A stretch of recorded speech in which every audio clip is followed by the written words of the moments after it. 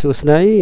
ខ្ញុំដូរពេញសិនចឹងទៅខ្ញុំមកចង់ធ្វើវីដេអូដើម្បីឲ្យអ្នកដែលគាត់ដឹងថាតើគួរប្រើពេញសិនណាអញ្ចឹងណា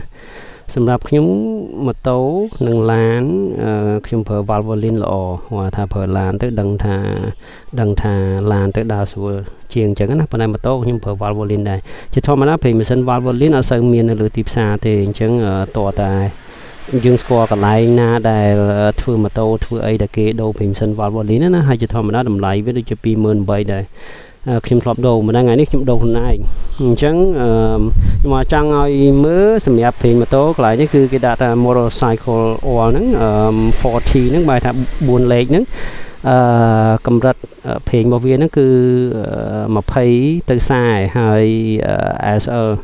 ហើយជាធម្មតាហ្នឹងគឺប្រើសម្រាប់លេខម៉ូតូចង្កឹះលេខណា